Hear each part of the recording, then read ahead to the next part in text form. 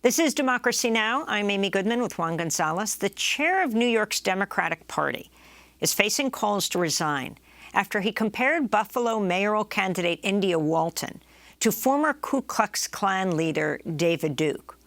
Walton shocked the Democratic establishment in June when she defeated the Buffalo four-term mayor Byron Brown in the Democratic primary.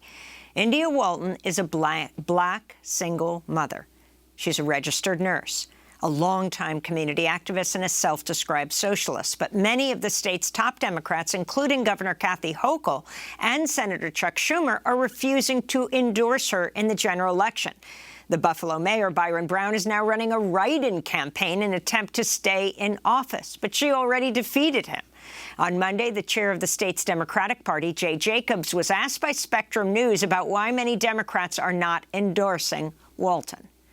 Let's take a scenario very different, where David Duke, you remember him, the grand wizard of the KKK? He moves to New York, he becomes a Democrat, and he runs for mayor in the city of Rochester, which has a low primary turnout, and he wins the Democratic line. I have to endorse David Duke? I don't think so. Now, of course, India Walton isn't in the same category, but it just leads you to that question, is it a must? It's not a must. That was Jay Jacobs, the chair of the New York State Democratic Committee. He later apologized because of enormous outcry.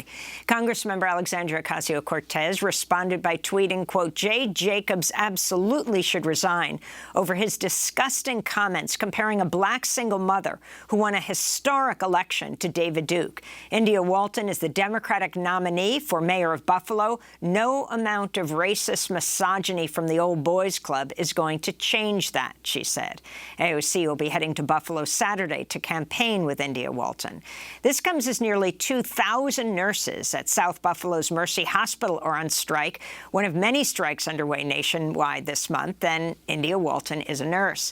With Election Day less than 2 weeks away, we go now to Buffalo, where we're joined by India Walton. If she wins in November, she'll be the first mayor of a major American city in decades who identifies as socialist. India Walton, welcome to Democracy Now! Congratulations on your victory in the Democratic primary. Are you also calling for the head of the state Democratic Party to resign? And talk about what your platform is. Good morning, Amy. Thank you for having me. I am hyper-focused on the next week and a half, approximately a little more than that, and winning the general election convincingly enough to let people know that the voters of Buffalo is who is calling for a change in leadership. You know, I think what Jay Jacobs said about me is unfortunate and misguided, but I'm definitely not focused on that. I don't have the energy. I don't have the space in my heart for too much anger, because right now I am running for mayor of Buffalo as an expression of love.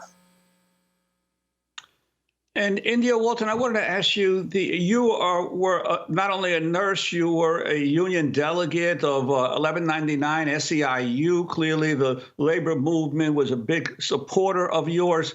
How do you react, not so much to Jay Jacobs, but just to the refusal of the Democratic Party in general to endorse the candidate who won the primary?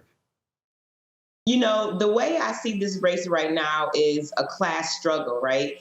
We have the managers and leaders against the shop and the workers. And as a union delegate, I would often experience that dichotomy. We didn't always agree. The members didn't always agree with the leadership, and that's fine. And I think I have the benefit and the honor of being a boots on the ground organizer who was able to go into neighborhoods, into communities, knock on doors, and have conversations with the people who matter, and that's the voters.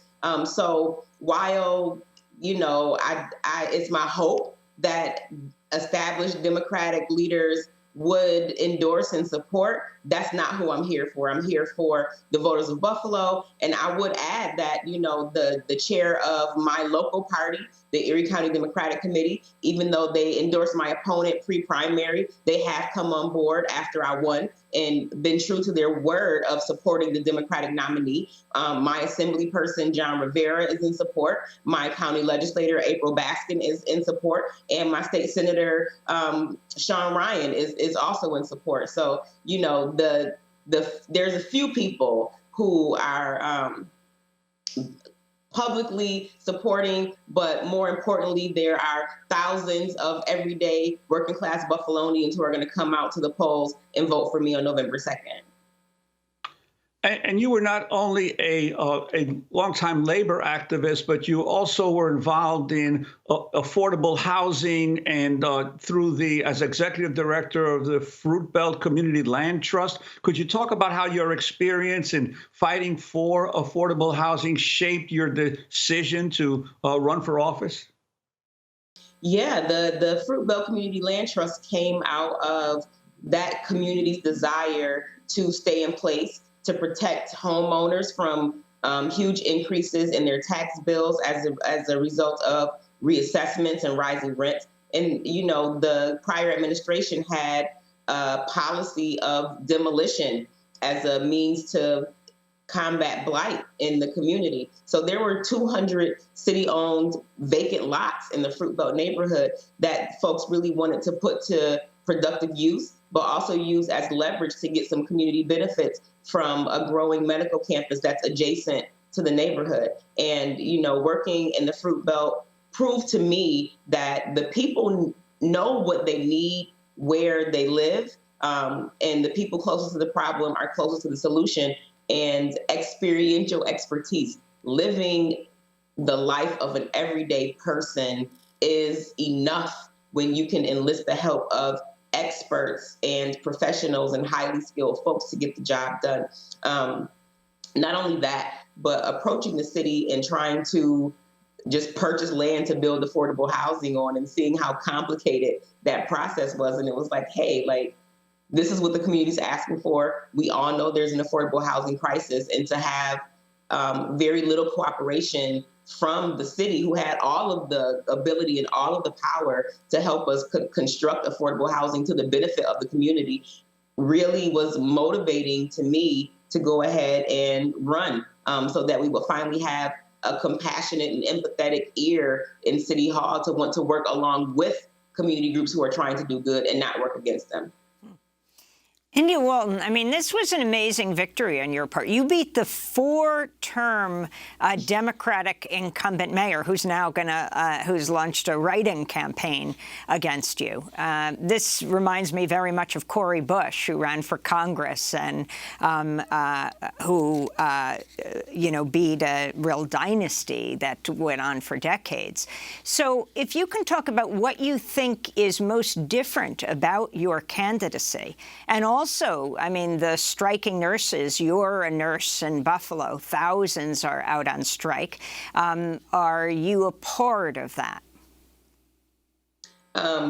I often visit the picket line. I take water and coffee, and I support those nurses who are not only fighting for, you know, a fair wage and benefits, but really fighting for their lives and the lives of people in our community who deserve safe staffing ratios and who deserve to be prioritized over the profits of executives and companies who are bringing home millions of dollars and expecting the people who do the work to work longer hours, to suffer. You know, we're facing a nursing shortage all over the country. And I'm very proud of the nurses at Mercy Hospital and of CWA and all of the solidarity from other unions and community members for standing with them. I'm super proud of that.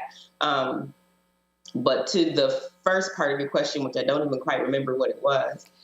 Your victory against Byron Brown, you really upset the Democratic establishment, and how you think, why you think your message so resonated. Yeah, you know, we were out in the streets last summer protesting after the murder of George Floyd, and we watched Buffalo police push a 75-year-old man to the ground. He was bleeding from his ears. His name is Martin Gugino. And the response out of our city leadership was not only disappointing, it was embarrassing. The country watched that on national news, and our leader, our mayor, defended the actions of his police department. And he wholly ignored the cries for justice from protesters, from community members, from our own governor, who compelled him to put in place reforms in order to get state entitlements and funding. And that was the only reason why there was action taken on behalf of the city of Buffalo to address our policing issue. And that those reforms have been lackluster at best. So, I felt personally like if he would ignore thousands of people in the streets the summer before last now, that he would also ignore a campaign that was being spearheaded by those people. I don't feel like I won the Democratic primary. I feel like the city of Buffalo won the Democratic primary because the strategy was to have boots on the ground, people on doors, people having conversations and really having a truly grassroots-based campaign, and that's what we did. Our campaign hasn't accepted any money from corporations or lobbying groups or large developers. All of our fundraising has been small dollar, grassroots from individuals who truly believe in what we're doing. I have a diverse group of supporters from many countries of origins, across socioeconomic status, gender identity, sexual orientation, educational attainment, working class, well-to-do. It's just been an honor for me and impressive to see how this campaign has come together and continue to fight over the long haul. A lot of us thought that we would have a reprieve after the primary and have a little room to relax a little, but this write-in campaign has kept us, full steam ahead. And my team and my dedicated volunteers have been with me every single step of the way. And that's what this campaign is about. India Walton, Bernie Sanders called you on primary after you won the primary? He did. I've spoken to him several times since the primary. And your response when he first called? I cried. Bernie Sanders is a person who I admire very much and who sort of gave me inspiration to be more involved in local politics. Yeah, I'd like to ask you quickly about the Byron Brown continuing to try to run as an independent, and some of the supporters of him, considering that he is still nominally a Democrat. Could you talk about the far-right Trump supporters who are backing him? Yeah, Buffalo is 65% Democrats. So anyone who's going to run a successful campaign for mayor here pretty much has to be a Democrat. But the values of our current administration have not displayed the values that I believe Democrats hold, which is putting people and workers and families first. But, his campaign is being supported by members of the Republican Party. And not only members of the Republican Party, but known local members of white supremacist groups, carried petitions to get him back on the ballot. Actually, the judge who placed him back on the ballot was appointed by 45. So, we know that he's actively colluding with Republicans in order to maintain his seat of power. Can you talk about Judge John Sinatra and his support of Byron Brown, the far-right Trump appointee, who I think you're referencing? Mm-hmm. So John Sinatra is the brother of a local developer, Nick Sinatra, who is one of Brown's biggest financial supporters, who's also, been found to owe back city taxes in the same cycle that the mayor then was featured in a promotion video in support of him. So the ties that bind are not very difficult to draw. This is something that pretty much every person in Buffalo who watches the local news is well aware of, but this is how power works.